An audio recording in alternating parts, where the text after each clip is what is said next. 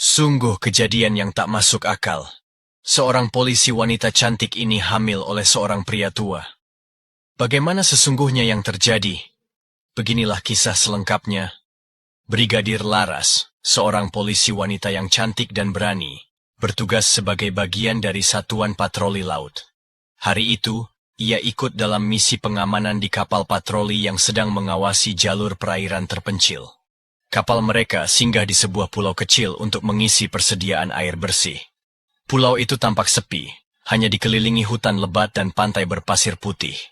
Laras, yang merasa penasaran, memutuskan turun untuk melihat sekeliling sambil mengawasi kru yang mengambil air. Namun, tanpa ia sadari, nasib buruk menantinya. Saat Laras tengah berjalan lebih jauh ke dalam hutan kecil di tepi pantai, sesuatu terjadi. Kapal pergi tanpa dirinya. Mata Laras membelalak saat melihat kapal mulai menjauh dari pantai. "Tunggu! Hei, aku masih di sini!" Laras berlari sekencang mungkin, berteriak sekuat tenaga, namun sia-sia. Kapal itu terus bergerak menjauh, semakin kecil di kejauhan. Jantungnya berdegup kencang.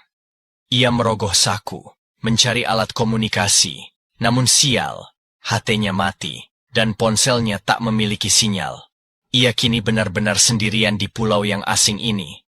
Langit mulai berubah jingga, menandakan malam akan segera datang. Laras mengusap wajahnya, mencoba berpikir jernih. Ia harus mencari tempat berteduh untuk malam ini, setidaknya sampai kapal itu kembali untuk menjemputnya, jika mereka menyadari kehilangannya. Namun, belum sempat ia melangkah lebih jauh, sebuah suara asing membuatnya merinding. Krek! Ranting patah. Langkah kaki samar terdengar di antara pepohonan. Laras menoleh cepat. Dengan sigap, ia mencabut pisau lipat dari pinggangnya. "Siapa di sana?" Serunya tegas. Dari balik bayangan pepohonan, muncullah sesosok pria tua. Matanya tajam penuh rahasia. Laras menegang. "Kau, siapa?" Tanyanya curiga. Pria tua itu diam sejenak lalu menjawab dengan suara serak dan misterius. Aku adalah orang yang sudah lama dianggap mati." Laras tetap berdiri siaga, matanya tak lepas dari pria tua di depannya. Wajahnya terlihat lelah, tetapi sorot matanya masih tajam. Ia tampak seperti seseorang yang sudah lama hidup di pulau ini. Pria itu melangkah perlahan ke arah batu besar di tepi pantai, lalu duduk dengan tenang. "Kau tidak perlu takut," katanya dengan suara berat. "Aku bukan ancaman bagimu." Laras tetap waspada, tetapi rasa ingin tahunya mengalahkan ketakutannya. Ia menurunkan pisau lipatnya, namun tetap menjaga jarak. "Siapa kau?" tanyanya dengan nada tegas. Pria itu menatap laut sejenak, seolah mengenang sesuatu yang jauh di masa lalu. "Namaku Kapten Adnan," katanya akhirnya. "Aku dulu seorang tentara. Bertugas di perairan sekitar sini lebih dari 30 tahun yang lalu." Laras mengernyit. Nama itu terdengar familiar. "Kapten Adnan? Tapi, kau sudah lama dinyatakan hilang." Pria tua itu tersenyum tipis, tetapi ada kepedihan di matanya. "Yah, mereka semua mengira aku mati. Sebenarnya, aku selamat dari serangan di laut waktu itu. Tapi aku terdampar di sini, sendirian. Tidak ada yang mencariku, dan tidak ada cara untuk pergi." Laras mendengarkan dengan saksama. Hidup sendirian di pulau ini selama puluhan tahun. Ia sulit membayangkannya. "Bagaimana bisa kau bertahan selama ini?" tanyanya. "Aku belajar dari alam," jawab Adnan. "Pulau ini menyediakan banyak hal. Ikan, buah-buahan, air dari dalam hutan. Aku bertahan karena aku tidak punya pilihan lain." Laras menghela napas. Ia merasa sedikit lebih tenang, meskipun situasinya tetap mengkhawatirkan. "Sekarang giliranmu," kata Adnan, menatapnya lekat-lekat. "Siapa kau dan bagaimana bisa sampai di sini?" Laras duduk di atas pasir, lalu menjawab dengan suara pelan. "Aku Brigadir Laras, polisi yang bertugas di kapal patroli. Kapal kami singgah sebentar di pulau ini untuk mengambil air, dan aku tertinggal. Mereka pergi tanpa menyadari aku masih di sini. Adnan mengangguk paham. Kalau begitu, cepat atau lambat mereka akan kembali menjemputmu. Laras mengangguk, meskipun dalam hatinya ia tidak begitu yakin. Malam mulai menjelang. Angin laut bertiup semakin dingin. Laras merapatkan jaketnya dan melirik Adnan yang tampak santai menghadapi gelapnya malam. Di dalam hutan ada tempat berteduh, kata Adnan akhirnya. Jika kau mau, aku bisa mengantarmu ke sana. Laras menatap pria tua itu dalam-dalam, mencoba mencari tanda-tanda bahaya. Namun, hanya ketenangan yang terlihat di wajahnya. Baiklah, jawab Laras akhirnya. Keduanya pun berjalan perlahan memasuki hutan, tanpa menyadari bahwa malam itu adalah awal dari kisah panjang yang tak terduga. Laras mengikuti langkah Adnan yang berjalan santai di antara pepohonan. Malam semakin larut, tetapi pria tua itu bergerak dengan percaya diri, seolah sudah menghafal setiap sudut pulau ini. Tak lama, mereka tiba di sebuah gubuk kecil yang terbuat dari anyaman bambu dan ranting. Meskipun sederhana, gubuk itu terlihat kokoh dan cukup nyaman untuk berteduh. Inilah rumahku, kata Adnan sambil menepuk dinding bambu. Mungkin tidak seperti yang biasa kau tinggali, tapi setidaknya bisa melindungi dari hujan dan angin. Laras mengamati sekeliling. Di dalam gubuk itu terdapat beberapa peralatan sederhana yang tampak dibuat sendiri oleh Adnan.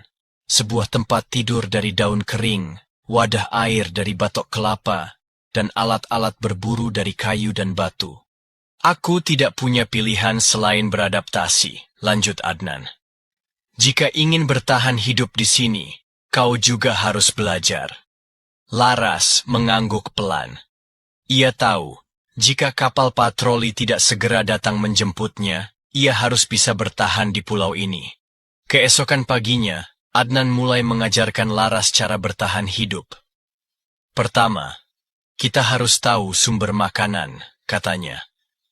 Ia menunjukkan berbagai jenis tumbuhan yang aman dimakan, serta cara menangkap ikan dengan alat sederhana yang dibuat dari kayu dan tali serat pohon. Laras mencoba mengikuti instruksinya meskipun awalnya tidak mudah. Namun, hari demi hari, ia mulai terbiasa. Ia belajar menyalakan api tanpa korek, membuat perangkap ikan, dan mengenali jejak hewan di sekitar hutan. Waktu terus berjalan, dan tanpa disadari, Laras mulai terbiasa dengan kehidupan di pulau itu. Namun, di balik semua itu, ada satu pertanyaan besar di benaknya. Apakah kapal patroli benar-benar akan kembali menjemputnya? Waktu terus berjalan. Hari berganti minggu, minggu berganti bulan.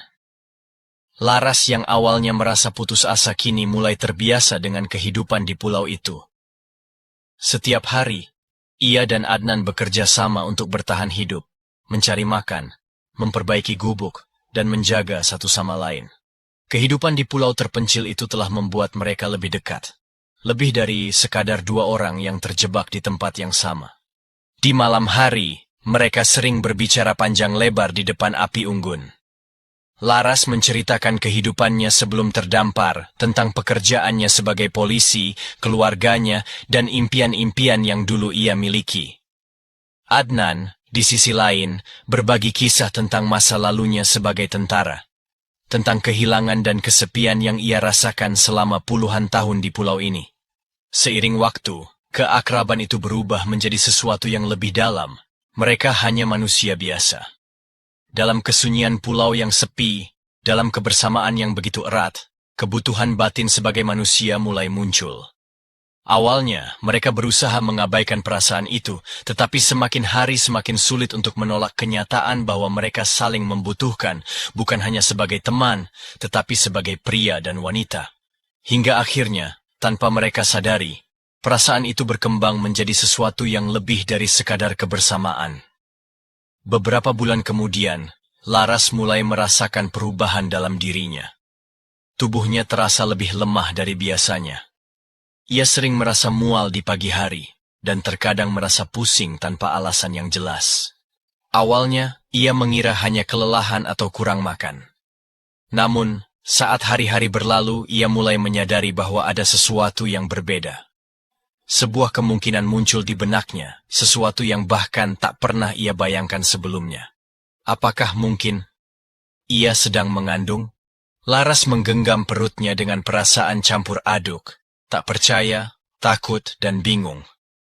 Bagaimana mungkin ini terjadi? Bagaimana jika ia benar-benar hamil di pulau terpencil ini?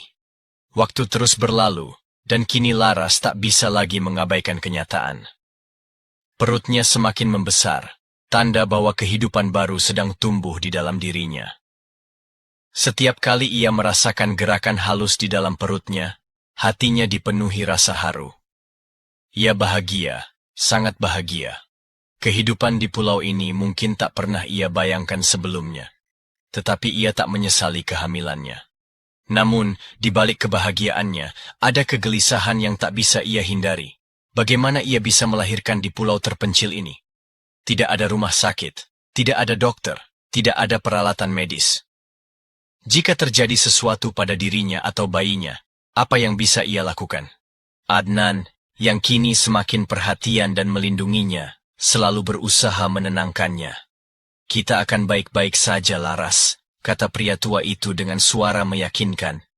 Aku akan melakukan apapun untuk menjaga kalian berdua.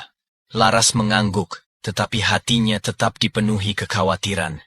Malam itu, Laras duduk di depan api unggun, menatap langit yang dipenuhi bintang.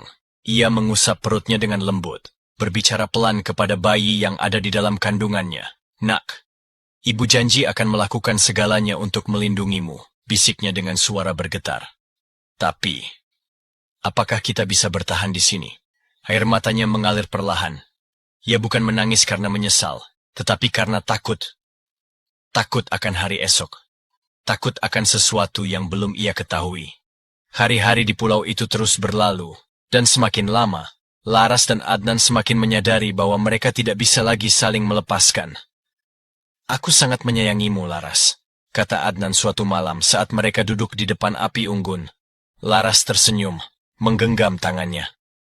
Aku juga, sejak pertama kali bertemu, aku selalu merasa nyaman bersamamu. Mereka tahu, meskipun terpisah oleh usia dan latar belakang yang berbeda, hati mereka telah menyatu. Namun, di tengah kehidupan yang semakin mereka terima di pulau itu, sebuah kejadian tak terduga terjadi. Suatu hari, suara gemuruh mesin kapal terdengar di kejauhan. Laras yang sedang duduk di tepi pantai langsung berdiri dengan mata terbelalak. Adnan, lihat itu! Serunya sambil menunjuk ke laut. Adnan berlari mendekat, dan mereka berdua melihat sebuah kapal patroli mendekat. Tim penyelamat akhirnya menemukan mereka. Setelah sekian lama, Laras akhirnya bisa kembali ke peradaban. Namun kini ia tidak kembali sendirian. Ada Adnan di sisinya, dan di dalam perutnya ada anak mereka. Setelah kembali ke kota, kehidupan mereka pun berubah. Laras tetap menjalani tugasnya sebagai polisi, sementara Adnan tidak kembali menjadi tentara. Ia memilih kehidupan yang lebih tenang, bekerja sebagai perawat kebun taman di daerah tempat mereka tinggal. Beberapa bulan kemudian, Laras melahirkan seorang bayi laki-laki yang sehat. Tangisan pertama anak mereka memenuhi ruang bersalin, membawa kebahagiaan yang tak terlukiskan. Saat menggendong bayinya untuk pertama kali, Adnan menatapnya dengan mata berkaca-kaca. Dia luar biasa. Terima kasih, Laras, bisiknya.